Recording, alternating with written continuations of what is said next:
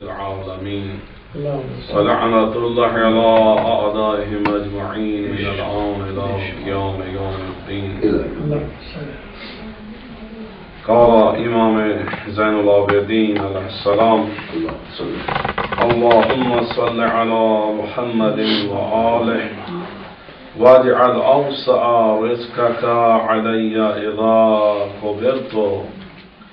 وأقوى قوتك فيا إذا نصبت ولا تبتليني بالكسل عن عبادتك ولا العمى عن سبيلك ولا بالتعرض لخلاف محبتك ولا مجامعة من تفرق عنك ولا مفارقة من اجتمع إليك صلوات. اللهم صل على محمد وآل محمد.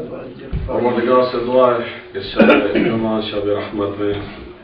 تمام حاضرین مومن مومنات کی دعاؤں کو مستجاب فرمائے،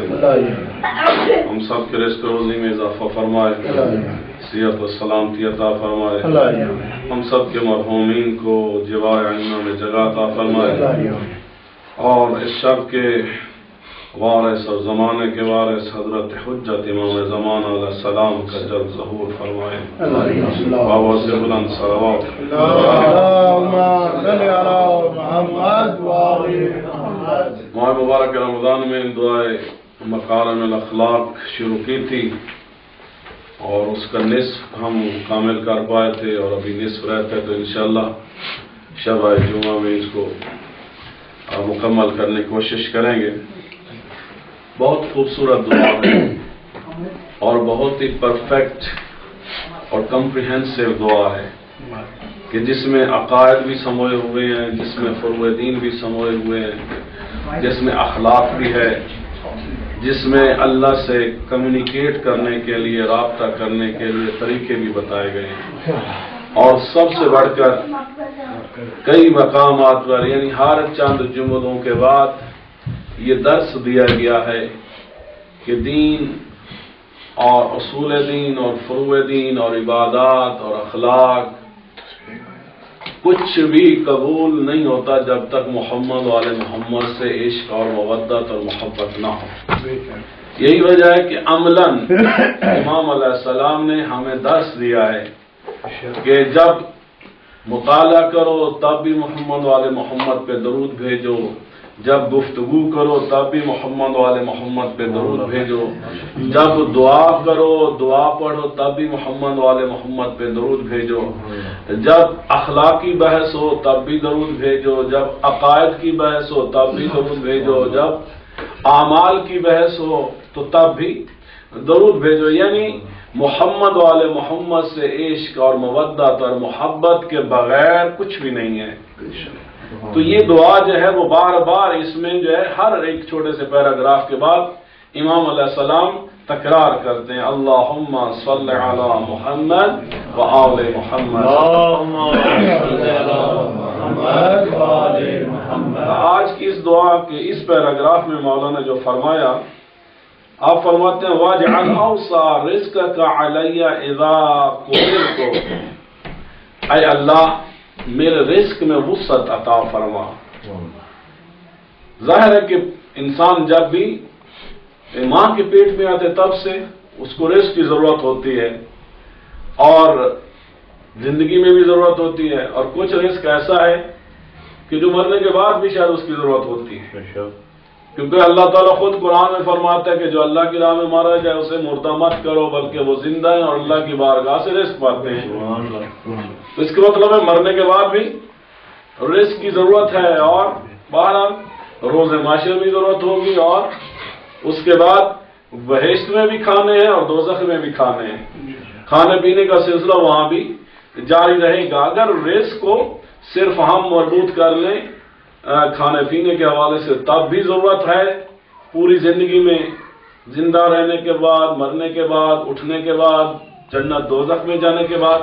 اس کے علاوہ رزق جو ہے ایک وسیع مفہوم ہے. رزق یعنی اللہ کی ہر نعمت کو کسی بھی حوالے سے ہو، چاہے علم ہو، تقویٰ ہو، شجاعت ہو، بہادری ہو، خاندان ہو، اولاد ہو، مقام ہو، جو بھی چیزیں ہیں یہ سب کی سب رزق میں آ جاتی ہیں۔ لیکن امام علیہ السلام نے اس وقت کے لیے خصوصاً دعا کی ہے رزق کی کہ جب انسان بوڑھا ہو جاتا ہے، جب انسان کام نہیں کرتا۔ مثلا یہاں بھی دیکھیے دنیا میں کہ جہاں جو سسٹم بنایا ہے دنیا والوں نے وہ بھی یہی ہے کہ 60 سال 65 سال 70 سال تک لوگ کام کرتے ہیں اور پھر ان کو پینشن دی جاتی ہے، اس لیے کہ ان کا جسم اس قابل نہیں ہوتا کہ وہ سخت کام کر سکے، یا لوگ بیمار ہو جاتے ہیں یا مشکلات کا شکار ہوتے ہیں، لہذا جو انہوں نے پہلے کام کیا اسی کام کے فوائد کے طور پہ انسان پینشن حاصل کرتا ہے یا اسی طرح کے کچھ اور بینیفٹ جو ہے وہ انسان کو دیے جاتے ہیں۔ تو یہاں امام علیہ السلام جو فرماتے ہیں وہ کیا ہے؟ وَاجْعَلْ أَوْسَعَ رِزْقَكَ عَلَيَّ إِذَا كَبِرْتُ، اے اللہ جب میں بوڑھا ہو جاؤں، اذا كَبِرْتُ جب میں کبیر ہو جاؤں یعنی بوڑھا ہو جاؤں تو اس وقت مجھے وسیع رزق عطا کرنا۔ بعض اوقات ایک واقعہ بھی ہے، کسی نے دعا مانگ رہا تھا تو اس کو کہا گیا کہ بتاؤ کہ تمہارے پہلے نصف زندگی میں تمہیں وسیع رزق دیا جائے یا آخری نصف زندگی میں، تو اس نے کہا اے اللہ، اس نے سوچا تو سوچ کے یہی کہا کہ اے اللہ مجھے پہلی جو نصف زندگی ہے اس میں وسیع رزق عطا فرما۔ اب جب اس کو وسیع رزق ملا تو وہ یہ بھی جانتا جس کے لیے اس نے پہلی اپنی جوانی میں جو ہے وسعت رزق کو مانگا تھا، اس نے یہ بھی سنا ہوا تھا کہ جو اللہ کے راستے پر دیتا ہے اللہ اس کو 10 time 100 time 1000 time unlimited time جو اس کو ملٹی پلائی کر دیتا ہے۔ اب جب اللہ نے اسے دیا تو اس نے اللہ کی راہ میں خرچ کر دیا۔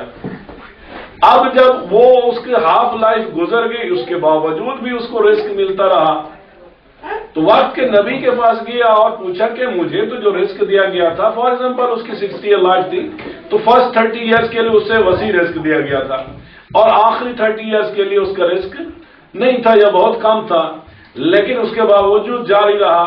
تو اس کو جواب یہ دیا گیا کہ اللہ نے جو تمہیں پہلے حصے میں دیا تھا تو تم نے اللہ کے دیے ہوئے اس رزق کو اللہ کی راہ پہ خرچ کر دیا، لہذا اللہ تعالیٰ نے وہ جو آخری حصے کا بھی تھا اس کے رزق میں اللہ نے تمہارے اس نیک کام اور سخاوت کی وجہ سے اس رزق میں اضافہ کر دیا۔ تو یہاں بھی امام علیہ السلام یہی فرماتے ہیں، بہرحال جب انسان جوان ہوتا ہے تو جیسا بھی کام ہوتا ہے مشکل ہو، سخت ہو، گرمی ہو، سردی ہو، مشکل ہو، انسان کر لیتا ہے، اور حتیٰ کہ اگر بھوکا بھی ہو تو جوان جسم سختی بھی برداشت کر لیتے ہیں، بیماریاں بھی آسانی سے برداشت کر لیتے ہیں، لیکن جب انسان بوڑھا ہو جاتا ہے تو اس کی امیونٹی ختم ہو جاتی ہے، اس کے جسم کا دفاع ختم ہو جاتا ہے تو اس کی وجہ سے کم ہو جاتا ہے، اس کی وجہ سے انسان کو بیماریاں بھی زیادہ ہو جاتی ہیں، جلدی بھی ہو جاتی ہیں، سختی بھی برداشت نہیں کر سکتا، حتیٰ کہ انسان جوانی میں سردی بھی انسان کو محسوس نہیں ہوتی، لیکن بڑھاپے میں سردی کی وجہ سے بعض اوقات نمونیا ہو جاتا ہے، اس سے ڈیتھ ہو جاتی ہے، یا بعض اوقات انسان کا انرجیٹک جو ہے وہ فوڈ نہیں ملتی ہے اور انسان کو سردی لگنا شروع ہو جاتی ہے۔ تو امام علیہ السلام نے بہت خوبصورت بات کی ہے اللہ کہ جب لوگ محتاج ہو جاتے ہیں، حتیٰ کہ جب بوڑھے ہو جاتے ہیں، بیمار ہو جاتے ہیں تو اولاد بھی چھوڑ جاتی ہے۔ یہاں پہ آپ دیکھتے ہیں کہ اولڈ پیپل ہاؤس ہے، یعنی لوگ یہی ہے کہ اپنی اولاد بھی جو ہے وہ جب وہاں جا کے چھوڑ دیتی ہے کہ وہاں جاؤ اور جیسے کیسے بھی ہے زندگی گزارو۔ یہاں تو چلو پھر بھی یہ ہے کہ اس اولڈ پیپل ہاؤس میں کوئی نہ کوئی ہے جو خیال رکھتا ہے، جو کھانا دے دیتا ہے۔ بہت سارے ملکوں میں ایسا بھی نہیں ہے کہ بوڑھے لوگوں کو کوئی ایک وقت کی 2 وقت کا کھانا دے دے یا ان کا علاج کرے یا ان کا اٹھنے بیٹھنے کا ڈسیبل ہے ان کا کوئی خیال کرے۔ تو اس حوالے سے امام علیہ السلام نے بہت خوبصورت جملہ کہا کہ اے اللہ جب لوگ محتاج ہو جاتے مجھے اس وقت کسی کا محتاج نہ کرنا، اس وقت مجھے وسیع رزق عطا کرنا، چاہے وہ صحت کے حوالے سے ہو، چاہے وہ مال کے حوالے سے ہو، چاہے وہ خوراک کے حوالے سے ہو، چاہے وہ علم کے حوالے سے ہو۔ اب یہی وجہ دیکھیے کہ ہمارے جو ہے اکثر مراجع یا مجتہدین جو ہے مثلا 80 85 90 سال 100 سال کے ہوتے ہیں، جب ان کی مثلا ڈیتھ ہوتی ہے اور اس بڑھاپے میں ہر روز وہ پڑھاتے بھی رہتے ہیں، وہ پڑھتے بھی رہتے ہیں، وہ مثلا گائیڈ بھی کرتے رہتے ہیں، وہ مسائل بھی بتاتے رہتے ہیں، یعنی آخر تک وہ تقریباً بالکل صحت و سلامتی کے ساتھ ہوتے ہیں. تو اللہ تعالیٰ وہ جو وسیع رزق دیتا ہے تو بڑھاپے میں بھی ایسے نہیں ہے کہ ان کا جو پروفیشن ہے وہ پروفیشن کو بھی جاری رکھتے ہیں، لوگوں کو جو فائدہ ہوتا ہے اسٹوڈنٹس کو، لوگوں کو وہ بھی پہنتا ہے، اور خدا ان کو صحت بھی دیتا ہے. صحت کے ساتھ وہ جو علم کا وسیع رزق ہے یا مال کا یا باقی جو خوراک کا وسیع رزق ہے وہ بھی جاری رہتا ہے. تو بہت خوبصورت دعا ہے مولا کی، اور ہمیں بھی ہر وقت یہی کرنی چاہیے کہ وَاجْعَلْ أَوْسَعَ رِزْقَكَ عَلَيَّ إِذَا كَبِرْتُ، تو اے اللہ جب میں بوڑھا ہو جاؤں تو اس وقت ایسا نہ ہو کہ میں تنہا ہوں یا بیمار ہوں یا مشکل میں ہوں، بلکہ مجھے اس وقت بھی وسیع رزق عطا فرمانا. وَأَقْوَى قُوَّتِكَ فِيَ إِذَا نَصِبْتُ، اور ظاہر ہے کہ اس بڑھاپے میں لوگ کمزور بھی ہو جاتے ہیں، کھڑے بھی نہیں ہو سکتے، تو اس وقت اے اللہ مجھے قوت عطا کرنا تاکہ میں خود چلنے پھرنے کے، کام کرنے کے، ہر چیز کے، چاہے وہ عقلی قوت ہو، چاہے وہ ذہنی قوت ہو، چاہے وہ جسمانی قوت ہو، چاہے وہ روحانی قوت ہو، جو بھی قوتیں ہیں، انرجیز ہیں. تو امام علیہ السلام کہہ رہے ہیں کہ اللہ جب میں بڑھاپے میں پہنچوں میرا رزق بھی وسیع رکھنا اور مجھے طاقت عطا کرنا، اس طاقت کے ذریعے میں چلتا رہوں، پھرتا رہوں، کام کرتا رہوں، علم حاصل کرتا رہوں، علم کا پھیلاتا رہوں. آگے مولا فرماتے ہیں وَلَا تَبْتَلِيَنِّي بِالْكَسَلِ عَنْ عِبَادَتِكَ، اور پھر مجھے ایسی کسی بیماری میں، کچھ بیماریاں جسمانی ہوتی ہیں، کچھ روحانی بیماریاں ہوتی ہیں. اب یہاں جو بیماری ہے اب ممکن ہے جسمانی بھی ہو، لیکن زیادہ تر ایسا لگتا ہے کہ یہ روحانی بیماری ہے. کیا ہے؟ کسالت کی. کسل ہوتا ہے، انسان یا سست بن جاتا ہے. مثلا صبح کی نماز کے وقت نہیں اٹھتا، وقت بھی ہے، اٹھ بھی سکتا ہے، پڑھ بھی سکتا ہے، لیکن دل نہیں کرتا. اب یہ کہ کسالت ہے کہ جس کی وجہ سے، سستی کی وجہ سے، یا انسان ممکن ہے بعض اوقات بخار ہوتا ہے، بعض اوقات نزلہ ہوتا ہے. اب نزلہ وغیرہ ہوتا ہے تو انسان اس طرح عبادت نہیں کر سکتا جس طرح عام دنوں میں کرتا ہے، یا بعض ایسی بیماری ہیں جو بہت لمبی کئی سالوں پر محیط ہوتی ہیں. تو ایسی صورت میں امام علیہ السلام فرما رہے ہیں اے اللہ چاہے جسمانی ہو یا روحانی حوالے سے، کوئی بھی کسالت، کوئی بھی کمزوری، کوئی بھی سستی، کوئی بھی بیماری ایسی نہ مجھے دینا کہ جس کی وجہ سے میں تیری عبادت سے محروم ہو جاؤں یا عبادت کو کم کر دوں. اور بات یہی ہے کہ مثلا سعدی کا قول بھی ہے کہ در جوانی توبہ کردن شیوہ پیغمبر، یعنی عبادت کا مزہ بھی اور توبہ کا مزہ بھی، یہ سب جو ہے، حتیٰ کہ حج کا مزہ بھی، زیارات کا مزہ بھی جوانی میں ہے. کہ اب حج جو ہے وہ بوڑھوں کے لیے بہت مشکل ہوتا ہے. اسی طرح یہی رکوع کرنا، سجدہ کرنا، مثلا جوائنٹس کا پرابلم ہو جاتا ہے، دوسرے کمر کا پرابلم ہو جاتا ہے، انرجی کا پرابلم ہوتا ہے، اٹھنا بیٹھنا مشکل ہو جاتا ہے. تو جو حقیقت میں صحیح معنی میں انسان عبادت جوانی میں کر سکتا ہے وہ بڑھاپے میں نہیں کر سکتا. لیکن مولا یہ کہہ رہے ہیں کہ تم اپنے آپ کو ہمیشہ فٹ رکھو اور اس کے ساتھ ساتھ دعا بھی کرو اللہ تعالیٰ سے تاکہ اللہ تعالیٰ تمہیں ہمیشہ صحت و سلامتی عطا فرمائے، ایسی قوت اور طاقت عطا فرمائے کہ آپ اللہ کی عبادت بھی صحیح طریقے سے آخری دم تک کرتے رہیں، اور اس کے علاوہ کسی بھی ایسی بیماری میں،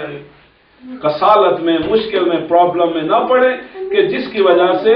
انسان جو ہے وہ سست ہو جائے. وَلَلْ أَمَا عَنْ سَبِيلِ، اما کہتے ہیں اندھا کو. انسان جب بلائنڈ ہو جاتا ہے، اللہ مجھے ایسا اندھا نہ بنا دینا، جسے کہتے ہیں عقل کے اندھے، ایسا گمراہ نہ کر دینا کہ میں صراط مستقیم سے، تیرے راستے سے، سبیل اللہ سے میں ہٹ جاؤں. اب ظاہر ہے کہ جب ایک انسان آنکھوں والا ہوتا ہے اس کو پتہ ہوتا ہے راستہ کدھر ہے، وہ جدھر جدھر راستہ موڑتا ہے ادھر مڑ جاتا ہے. لیکن اندھے کو جو ہے وہ نہیں پتہ ہوتا، اس کے نور وہ نہیں ہے تو لہذا وہ نہیں دیکھ سکتا. امکان زیادہ ہے کہ وہ رائٹ کو یا لیفٹ کو موڑ جائے، گمراہ ہو جائے، گر جائے.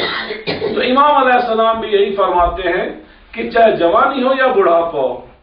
مجھے توفیق عطا کرنا، کیونکہ بعض لوگ گمراہ ہوتے جوانی میں، جو گناہ جوانی میں زیادہ کرتے ہیں، لیکن بڑھاپے میں لالچ کی بیماری زیادہ ہوتی ہے، وہ گمراہی زیادہ ہوتی ہے، جو بچے اور فیملی اور یہ ساری چیزیں بڑھتی جاتی ہیں، اور انسان کو معلوم ہے کہ جتنا میں بوڑھا ہوتا جاتا ہوں اتنا ہی میں قبر کے قریب ہو رہا ہوں، اتنا ہی موت میری نزدیک ہو رہی ہے، لیکن وہ اس ریالٹی کو نہیں سمجھتا، وہ دنیا میں اور اولاد کی خاطر، اور وہ اولاد کے جو کبھی خیال بھی نہیں کرتی ہے، ان کی خاطر انسان جمع کرتا رہتا ہے، اور پھر کیا ہے حقیقت میں انسان گمراہ ہو رہا ہوتا ہے۔ خدا کی محبت، خدا والوں کی محبت کی بجائے اپنی محبت یا اپنی اولاد کی محبت یا وہ چیز جو اس کی ذات سے، اس کی شہرت سے مربوط ہے، اس چیز کی محبت اس کے اندر زیادہ ہوتی ہے، اسی وجہ سے انسان گمراہ ہوتا ہے۔ تو بہرحال وہ گمراہی کے جو بڑھاپے کی ہے، کیونکہ انسان آخری دن بھی اگر سچی توبہ کر لے اور اللہ اگر اس توبہ قبول کر لے تو انسان کی بخشش تو ہو گئی۔ تو یعنی وہ گمراہی کے جو آخر زمانے کی یا آخری عمر کی یا بڑھاپے کی گمراہی ہے، وہ جوانی کی گمراہ سے بدتر ہے۔ تو امام علیہ السلام یہی فرما رہے ہیں، اللہ مجھے توفیق دے، ایسا نور عطا کرنا، ایسی آنکھیں عطا کرنا، چاہے وہ باطنی یا ظاہری آنکھیں ہوں، یا باطنی ہو یا ظاہری نور ہو، یا ہدایت کا نور ہو، کہ اس نور کی وجہ سے میں کبھی تیرے حقیقی راستے سے، سچے راستے سے بہک نہ جاؤں۔ اور پھر مولا فرماتے ہیں وَلَا بِالتَّعَرُّضِ لِخِلَافِ مَحَبَّتِكَ، اور تیری محبت کے خلاف میں کوئی اور کام نہ کروں۔ یعنی اب یہاں یہ بتا رہے ہیں کہ اللہ سے محبت کرو، کسی اور چیز سے محبت نہ کرو۔ ہماری محبتیں نہیں ہیں تو اللہ کے لیے نہیں ہے، باقی ہر چیز کے لیے، دنیاوی چیزوں کے لیے، جس کے لیے محبت ہونی چاہیے، اس اللہ نے جو چیز ہمارے اندر ڈالی ہے وہ محبت کا جذبہ ہے یہی کہ اللہ سے محبت کی جائے، لیکن ہم اللہ کو مائنس کر دیتے ہیں، باقی ہر چیز سے محبت کرتے ہیں، یعنی اپنی فطرت کے، اپنی تخلیق کے خلاف جو ہے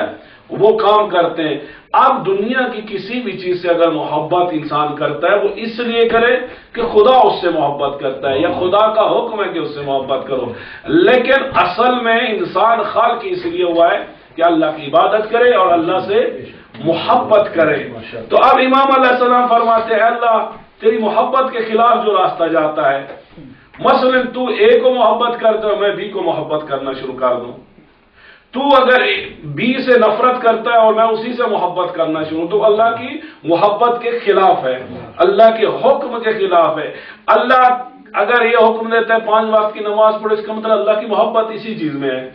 اللہ اگر فرماتا ہے ان الدین عند اللہ اسلام، میں نے تمہارے لیے دین اسلام کو چنا، تو اس کا مطلب ہے اللہ دین اسلام سے محبت کرتا ہے۔ تو اللہ اگر چیز چنتا ہے کہ خمس ادا کرو، تو اس کا مطلب اللہ کو یہی پسند ہے۔ اللہ کہتا ہے کہ انفاق کرو، تو اس کا مطلب اللہ کو یہی پسند ہے۔ تو ہر وہ چیز جس سے اللہ سے محبت کرتا ہے مجھے بھی اس سے محبت کرنی چاہیے، اور ہر وہ چیز اللہ جس پر لعنت بھیجتا ہے، جس سے نفرت کرتا ہے، جس سے اظہار براءت کرتا ہے، چاہے وہ کفر ہو، شرک ہو، بدعمالی ہو، یا جو بھی چیزیں ہوں، تو ان چیزوں سے ہمیں بچنا چاہیے۔ وَلَا مُجَامَعَةِ مَنْ تَفَرَّقَ عَنْكَ، لا مجامعہ، اے اللہ میں ان سے دوستی نہ کروں، ان سے میری فرینڈشپ نہ ہو، ان سے میری رشتہ داری، تعلق، اٹھنا بیٹھنا نہ ہو، من تفرق عنک، جو تجھ سے دور بھاگتے ہیں، یعنی اے اللہ جو یعنی گناہوں کی جو جھک دعوت دیتا ہو، یا سرعام گناہ کرتا ہو، یا کسی کو فرینڈشپ اس لیے کرتا ہو تاکہ اس کو بھی گناہوں میں انوالو کرے، تو چاہے وہ رشتہ دار ہو، چاہے اولاد ہو، چاہے والدین کوئی بھی ہو، تو جو بھی اللہ سے انسان کو تفرقہ میں ڈالے، اللہ سے دور کرے، اللہ سے دور کرے، اس راستے سے ہٹائے، تو امام علیہ السلام فرماتے ہیں لا مجامعہ، اے اللہ مجھے توفیق نہ دینا کہ میں ان کے ساتھ اپنی دوستی اور تعلق اور رشتہ داری کو رکھوں۔ تو اسی لیے مثلا کہا جاتا ہے کچھ چیزوں میں انسان کا اختیار ہوتا ہے، مثلا دوست بنانے میں انسان کا اختیار ہے، انسان مجبور نہیں ہوتا کہ ہر شخص جو بھی سامنے اس کو دوست بنائے، اختیار ہے۔ تو انسان کوشش کرے ایسے شخص کو پہلے دیکھے، جس کو بھی دوست بنانا ہے پہلے دیکھے کہ وہ اللہ والا ہے یا اللہ کا مخالف ہے، جو اللہ، اسی لیے قرآن نے کہا بھی ہے واضح طور پہ کہ کفار اور مشرکین یا یہود و نصارہ جو ہے وہ مسلمانوں کے سچے دوست نہیں بن سکتے۔ اب ہمیں یہ چیز ذہن میں رکھنی چاہیے، ہم جہاں رہتے ہیں وہاں ہمارے ہمسائے ہیں، سارا کچھ ہے،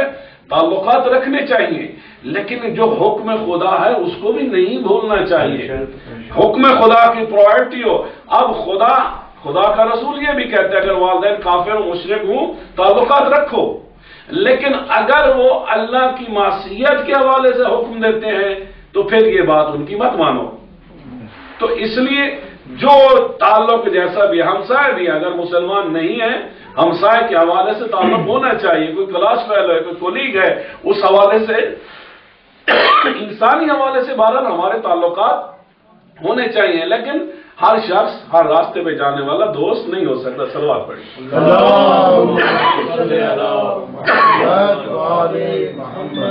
تو ہماری معاشرت، ہمارا تعلق، ہماری مجامعت ان لوگوں سے نہیں ہونی چاہیے جو انسان کو اللہ سے دور کرتے ہیں، اب چاہے وہ قریبی ہوں یا دور ہوں۔ تو بات ہو رہی تھی کہ کچھ چیزوں میں اختیار ہے، یعنی دوست کے انتخاب میں اختیار ہے۔ اچھا، اسی طرح اولاد کے حوالے سے، اولاد پیدا کرنے کے حوالے سے اختیار ہے، اولاد کی ایجوکیشن اور تربیت کے حوالے سے اختیار ہے، لیکن بہرحال اولاد ساری ایک جیسی نہیں ہوتی، کچھ اولادیں بہت نیک بھی ہوتی ہیں، کچھ نہیں بھی ہوتی ہیں، لیکن والدین جس حد تک اپنی کوشش کر سکتے ہیں ایجوکیشن میں، ٹریننگ میں، ان کے ماحول میں، اس میں کوشش کرے، باقی جو ہے وہ خدا پر چھوڑ دے۔ اور اگر اولاد میں سے وہ اولاد جو نیک ہے، ظاہر ہے کہ وہ آنکھوں کا نور ہونا چاہیے، وہ اولاد جو گناہ گار ہے روکنے کے باوجود، تو انسان کو ان میں فرق رکھنا چاہیے۔ ایسا نہ ہو کہ انسان نیک اولاد کو ایک طرف کر دے اور اس کا سارا اٹھنا بیٹھنا جو ہے وہ بری اولاد کے ساتھ ہو جائے، اس لیے کہ برے کے ساتھ اختیار ہو یا وسائل ہو یا مال ہو یا سٹیٹس ہو، تو انسان اس دنیا کی وجہ سے اس کے ساتھ تعلق رکھے، اور جس کا تعلق اللہ سے ہے اور اس کے پاس مال نہیں، اس کے ساتھ تعلق نہ رکھے۔ تو ہمیں امام علیہ السلام یہ درس دے رہے ہیں کہ تعلقات رکھنے میں، دوستی رکھنے میں انسان دیکھے کہ جو اللہ والے ان کے ساتھ تعلق رکھو، اور دعا یہ کر رہے مولا اللہ مجھے ان کے ساتھ اٹھنے بیٹھنے کی، دوستی کی، تعلق کی توفیق نہ دینا، تو تجھ سے دور لے جاتے ہیں، تو تفرقہ ایجاد کرتے ہیں۔ وَلَا مُفَارَقَةٍ مَنِ اجْتَمَعَ إِلَيْكَ، اور جو تیری طرف اجتماع کرتے ہیں۔ اسی دعا کمیل میں بھی امام علیہ السلام فرماتے ہیں اللہ کہ وہ لوگ جو تجھ سے محبت کرتے ہیں، عشق کرتے ہیں، تیری محبت کے شوق میں دوڑ رہے ہیں تیری طرف، مجھے توفیق دے کہ میں بھی ان میں شامل ہو جاؤں۔ تو یہاں بھی امام علیہ السلام یہی فرما رہے ہیں، اے اللہ لا مفارقہ، میں ان سے دور نہ ہو جاؤں، ان سے جدا نہ ہو جاؤں، ان سے پیچھے نہ رہ جاؤں، ان سے لڑائی نہ کروں، ان سے جھگڑا نہ کروں۔ کون؟ جو تیری طرف اجتماع کر رہے ہیں۔ یعنی اب مسجد میں جو لوگ اجتماع کرتے ہیں وہ اجتماع اللہ کے لیے ہوتا ہے، عبادت اللہ کی ہے۔ مسجد میں اجتماع ہو، مجلس ہو، جو بھی ہو، یا نماز ہو، نماز جماعت ہو، تو یہ کیا اجتماع فی سبیل اللہ، اللہ کی خاطر، اللہ قربۃ اللہ ہے۔ تو جو قربۃ اللہ ہو ہمیں کوشش کرنی چاہیے، اس میں جانا چاہیے، اور جائیں تو ظاہر ہے کہ جو بھی میزبان ہے اس کے ادب و احترام کا خیال رکھنا چاہیے۔ اب یہ نہیں ہوتا کہ انسان کسی کا مہمان ہو تو اس کے گھر میں جا کے اونچا بولے یا لڑائی بھڑائی یا یہ چیزیں شروع کر دے۔ تو مسجد کا احترام ہے، اللہ جس عظیم کوئی نہیں ہے، ہم عام افسر کے آگے، عام جج کے سامنے نہیں بولتے، یہ جائے کہ اللہ کے گھر میں، اللہ کے سامنے جو ہے انسان بلند آواز سے شور کے ساتھ یہ چیزیں بولے۔ تو اس لیے مثلا وہ اجتماع کہ جہاں پہ انسان کو اللہ کی طرف دعوت دی جاتی ہے، اللہ کا قرب سکھایا جاتا ہے، اللہ کی بندگی اور عبادت کی جاتی ہے، ہمیں ایسے اجتماعات میں شرکت بھی کرنی چاہیے، اور ایسے اجتماعات کا ادب اور احترام اور ڈسپلن کا بھی ہمیں خیال رکھنا چاہیے۔ کیوں؟ اس لیے کہ جو خشوع و خضوع کے ساتھ جو عبادت ہوتی ہے، جو محفل ہوتی ہے، جو بیٹھک ہوتی ہے، وہ زیادہ اچھی ہوتی ہے بجائے اس چیز کے ایسی محفلیں کے جس میں گانا بجانا، شور شرابہ، لڑائی بھڑائی یہ چیزیں ہوں، وہ اس میں کبھی بھی کوالٹی نہیں ہوتی ہے ایسی چیزوں میں۔ تو انسان کو کوالٹی وہاں پہ ملتی ہے کہ جو اللہ کے لیے وہ چیزیں ہوں، اور اس کے اندر ایک خاص ڈسپلن ہو، ایک خاص لطف کے ساتھ جو ہے وہ انسان ادب کے ساتھ، احترام کے ساتھ ایسے اجتماعات میں شرکت کرنی چاہیے۔ اور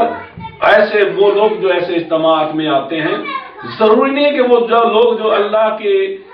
ایسے اجتماعات میں اللہ کے گھروں میں آتے وہ سب کامل ہوں گے، وہ عارف ہوں گے، وہ صالح ہوں گے، وہ ولی ہوں گے، نہیں، سارے انسان ہیں، لیکن ان انسانوں سے بہتر ہیں کہ جو گناہ کر رہے ہیں، جو باہر ہے، جو اللہ کے قول پر لبیک نہیں کہتے. اتنا تو کم از کم اچھے ہیں کہ انہوں نے اللہ کی آواز پر، اللہ کی دعوت پر لبیک کہا. یہ ان کی اچھائی کی، ان کے قلب کی نرمی کی دلیل ہے، ان کی اطاعت اللہ کی یہ دلیل ہے کہ انہوں نے اس بات کو سنا، وہ آئے. اب اگر ان میں کوئی کمی ہے تو ان کو کوشش کرنی چاہیے کہ جیسے کہ مثلا یہ ہے کہ اب پرائمری اسکول کا بچہ کچھ اور سلیبس پڑھتا ہے، پی ایچ ڈی کا کچھ اور انداز میں پڑھتا ہے، ٹوٹل چیزیں ڈیفرنٹ ہو جاتی ہیں. وہ لوگ جو اللہ کے گھر میں آ جاتے ہیں، ایسے اجتماعات میں شرکت کرتے ہیں، پھر ان کو خیال رکھنا چاہیے کہ now they are graduate, now they are post graduate, now they are PhD students. Their dealing, their attitude, their words, everything should be different from the ordinary people. تو تاکہ لوگوں کو بھی پتہ چلے جو اللہ والے ہوتے ہیں، ان کا اٹھنا بیٹھنا، ان کی بات، ان کا انداز، ان کے رہن سہن، ان کے تعلقات، ان کی قربانی، ہر چیز جو ہے وہ عام لوگوں سے ڈیفرنٹ ہوتی ہے. یہی وجہ امام جعفر صادق علیہ السلام کہ اگر کوئی شہر ہے اس میں 1 لاکھ کی آبادی ہے تو ہمارا وہاں پہ 1 شیعہ رہتا ہے، تو ہمارے اس 1 شیعہ کو ان تمام 1 لاکھ سے علم میں، تقوی میں، عبادت میں، اخلاق میں، ہر چیز میں ان سے بہتر ہونا چاہیے. تو اس لیے ائمہ اطہار یا پروردگار جو ہے، ظاہر ہے کہ یہ بیسک صلاحیتیں، برین، باڈی، سول، ہر کسی کو اللہ نے ایک جیسی عطا کی ہے. باقی یہ ہے کہ اس دنیا میں کچھ لوگ دنیا کے لیے محنت کرتے ہیں، کچھ لوگ خدا کے لیے محنت کرتے ہیں.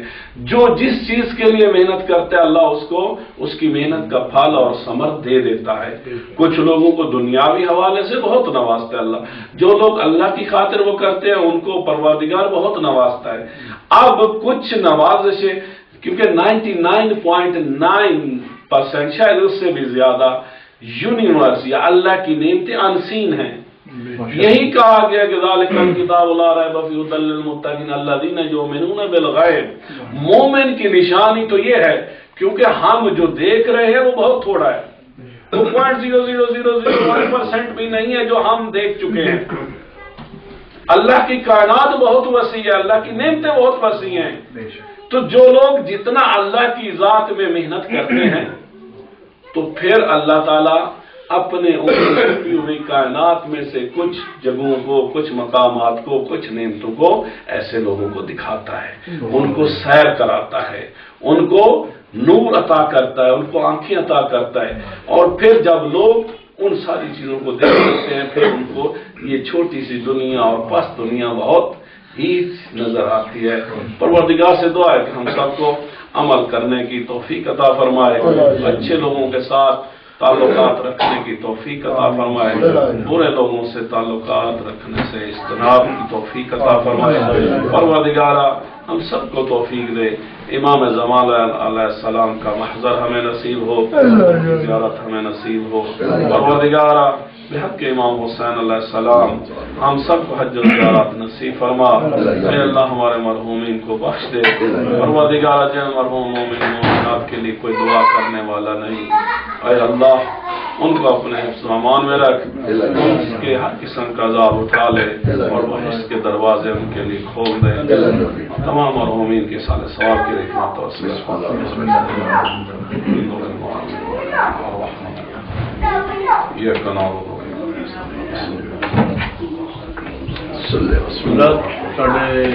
پنڈ کا چودھری نادر تھا، بڑا مومن انسان سے میرے بھائی بڑے اور سے دعائیں پڑھتے ہیں. بسم اللہ